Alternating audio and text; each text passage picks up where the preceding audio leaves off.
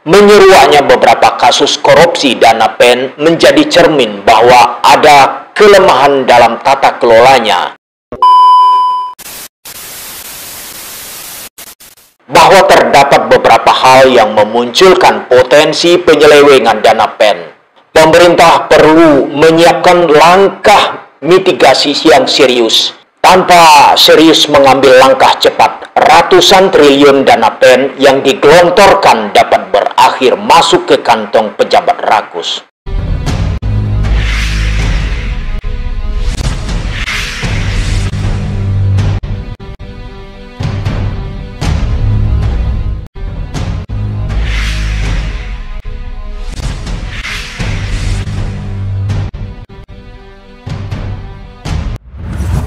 Assalamualaikum warahmatullahi wabarakatuh. Salam sejahtera untuk kita semua. Namo Buddhaya.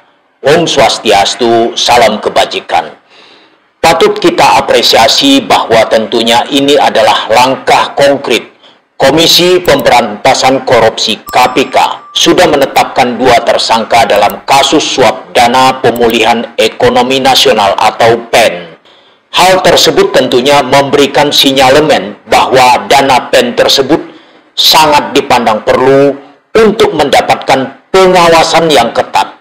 2 orang tersangka yang ditetapkan yaitu Kepala Badan Kepegawaian dan Pengembangan Sumber Daya Manusia Kabupaten Muna, Sukarman Loke, dan wira swasta LM Rusdianto Embah. Sebelumnya Direktur Jenderal Dirjen Bina Keuangan Daerah Kementerian Dalam Negeri atau Kemendagri Muhammad Ardian Nurbianto telah terlebih dahulu ditetapkan sebagai tersangka oleh KPK.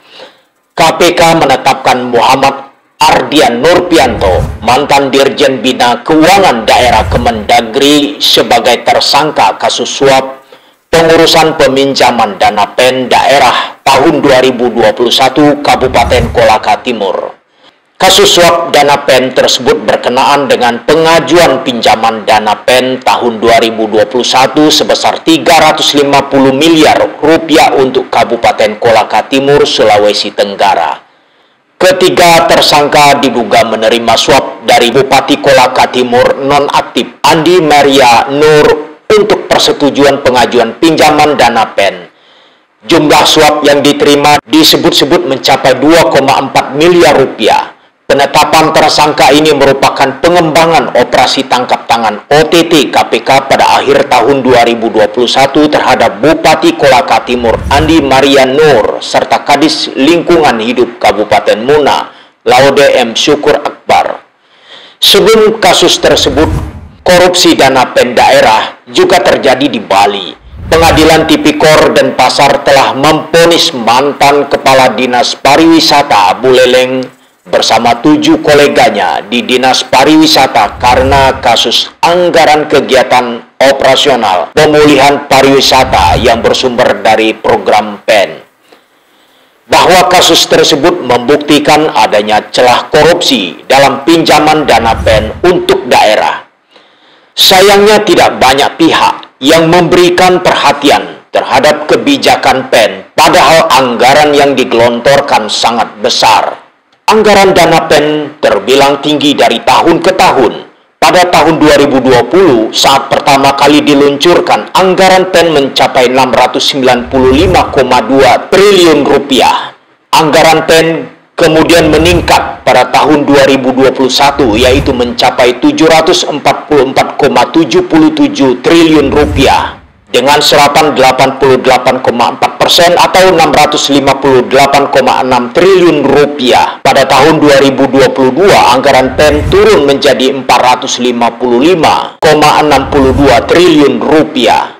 Bahwa terdapat beberapa hal yang memunculkan potensi penyelewengan dana PEN.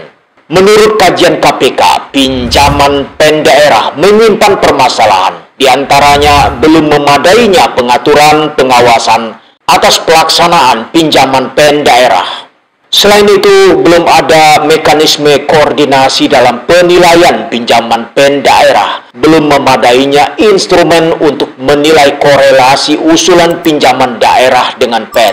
Belum ada aturan kebijakan dalam melakukan penilaian usulan daerah, dan belum ada platform informasi mendukung transparansi proses administrasi pinjaman PEN daerah. KPK sendiri telah menyampaikan sejumlah rekomendasi kepada Dirjen Perimbangan Keuangan Kementerian Keuangan dan Direktorat Jenderal Bina Keuangan Daerah Kemendagri.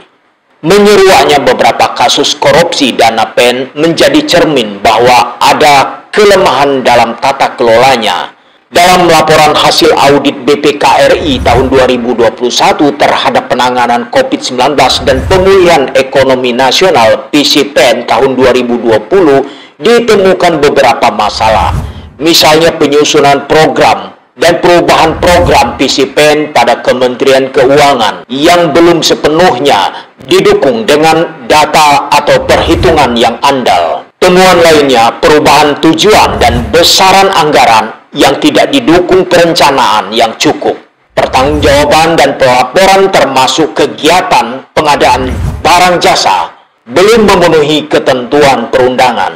Mengingat berbagai masalah, baik korupsi yang sudah terjadi maupun alarm yang bersumber dari kajian beberapa lembaga, pemerintah perlu menyiapkan langkah mitigasi yang serius. Pasalnya, tahun 2022 ini telah dialokasikan anggaran PEN sebesar 414,1 triliun rupiah. Rinciannya untuk klaster kesehatan 117 triliun rupiah, perlindungan masyarakat 154 rupiah, dan penguatan pemulihan ekonomi 141 triliun rupiah. Upaya mitigasi penting untuk meminimalisir berbagai pelanggaran baik administrasi maupun hukum, serta memastikan program tepat sasaran dan tepat manfaat. Mengingat pandemi COVID-19 telah berlangsung selama 2 tahun lebih, pendekatan kebijakan tidak lagi eksekutif heavy.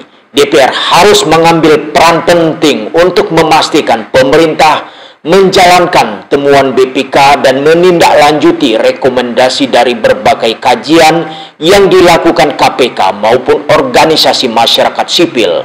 Lalu apa sih tujuan program pinjaman PEN daerah yang sebenarnya? Program ini bertujuan untuk memulihkan ekonomi daerah dan alternatif pembiayaan kegiatan prioritas daerah di tengah pandemi.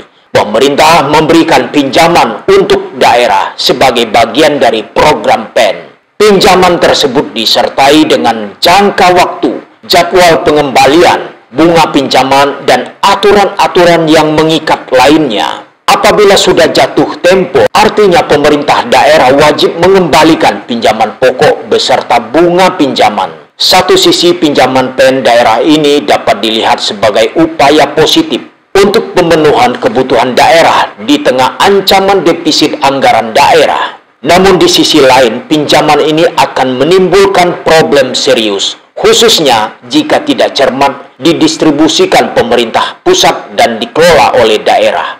Problem tersebut berkaitan dengan celah korupsi serta ketepatan perencanaan, pengelolaan, dan kemampuan pengembalian.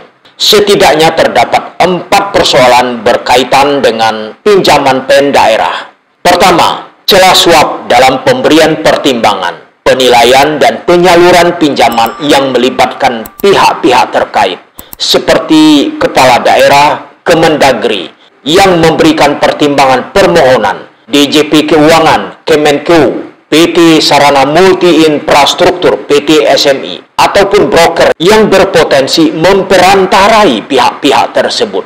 Pihak berwenang di Kemendagri, Kemenkeu, dan PT SMI mempunyai kewenangan krusial tanpa disertai pedoman yang jelas untuk menilai pemenuhan syarat daerah mendapatkan pinjaman.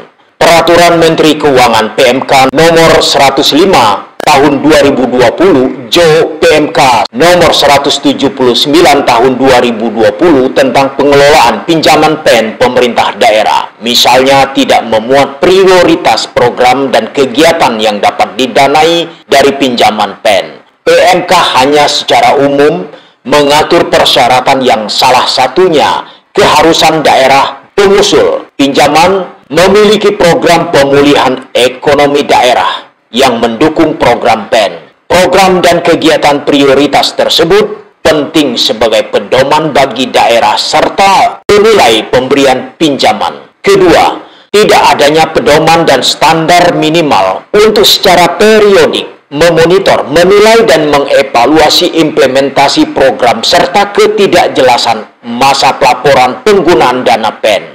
Meski masa pelaporan diatur dalam perjanjian pinjaman, laporan kemajuan program semestinya disampaikan secara berkala dan terbuka dengan waktu yang pasti, misalnya per triwulan, semester, dan sebagainya. Ketiga, transparansi penyaluran. Pemerintah hanya menyampaikan informasi yang bersifat umum seperti realisasi pinjaman daerah per tahun dan jumlah daerah yang mendapat pinjaman PEN. Belum ada pengumuman yang dapat publik akses serta-merta mengenai daftar daerah yang mendapatkan pinjaman, besaran pinjaman, jangka waktu pinjaman, bunga pinjaman, dan rencana program dan kegiatan. Keterbukaan informasi ini penting sebagai wujud keterbukaan pengelolaan dana PEN dan membuka pintu luas bagi publik untuk mengawasi pengelolaan pinjaman dana PEN di daerah. Keempat, minimnya pengawasan dan tidak adanya transparansi atau hasil dan efektivitas pengawasan pengelolaan pinjaman PEN di daerah. Dalam PMK pengelolaan pinjaman PEN disebut bahwa Dirjen Perimbangan Keuangan Kementerian Keuangan melakukan pemantauan dan evaluasi. Namun, bagaimana Dirjen Perimbangan Keuangan dapat secara efektif dan substantif melakukan pemantauan dan evaluasi tersebut? Lebih umum dalam PMK nomor 75 tahun 2020 tentang pedoman pengawasan pelaksanaan program PEN, disebut peran APIP dalam merencanakan, melaksanakan, dan melaporkan pengawasan pelaksanaan PEN kepada Menteri Keuangan (CQ) Inspektorat Jenderal. Namun, pengawasan tersebut mencakup pengawasan PEN secara umum, tidak spesifik menyoal pinjaman PEN daerah. Pengawasan pinjaman PEN ini seharusnya dilakukan secara lebih spesifik, sistematis, dan melibatkan pihak lain seperti Kemendagri yang menjalankan fungsi pembinaan, pemerintahan, dan keuangan daerah dan publik. Transparansi penerimaan dan pengelolaan dana PEN daerah adalah kunci pelibatan publik dalam pengawasan. Sehubungan dengan kewenangan, Kemendagri mengeluarkan surat pertimbangan pinjaman dana PEN perlu diberikan durasi waktu yang cukup. Tujuannya adalah pemeriksaan dan perhitungan sejumlah aspek bisa lebih detail dan komprehensif, sehingga aspek pencegahan korupsi dana PEN bisa lebih ditekan. Kasus korupsi yang diduga melibatkan aparatur birokrasi dan pihak swasta seharusnya menjadi momentum bagi Kemenkeu dan Kemendagri mengevaluasi dan membenahi pinjaman PEN daerah, baik dari aspek regulasi, pengawasan, dan transparansi. Namun pasca terjadinya kasus tersebut, Kemendagri justru meminta tidak dilibatkan dalam proses pinjaman dana PEN. Alih-alih memperkuat atau membenahi pengawasan intern, Inspektorat Jenderal (Itjen) Kemendagri justru menilai kasus yang menjerat Ardian adalah kasus individual yang berada di luar jangkauan Itjen Kemendagri. Pernyataan tersebut seolah menunjukkan Kemendagri lepas tangan terhadap masalah korupsi yang terjadi di tubuh instansinya. Padahal terdapat langkah yang mesti segera dibenahi oleh Kemendagri, seperti memperkuat mekanisme asesmen untuk memberikan pertimbangan pinjaman dana PEN, pembinaan, dan sistem pengawasan internal untuk mencegah korupsi dana PEN kembali terjadi. Kemendagri memiliki tanggung jawab untuk melakukan pembinaan, pengawasan, hingga evaluasi penyelenggaraan pemerintahan daerah, sehingga Kemendagri tidak serta-merta dapat melepaskan tanggung jawabnya dalam kebijakan PEN. Dengan tugas pokok dan fungsinya, Kemendagri idealnya memahami secara garis besar permasalahan hingga kebutuhan pemerintah daerah. Dalam hal itu, Kemendagri seharusnya dapat ikut berperan menyaring daerah-daerah yang rawan menyalahgunakan pinjaman dana PEN. Terlebih lagi, Kemendagri termasuk dalam salah satu aktor aktor yang terlibat dalam Stranas Penanggulangan Korupsi sebagaimana Perpres nomor 54 tahun 2018 tentang Strategi Nasional Pencegahan Korupsi.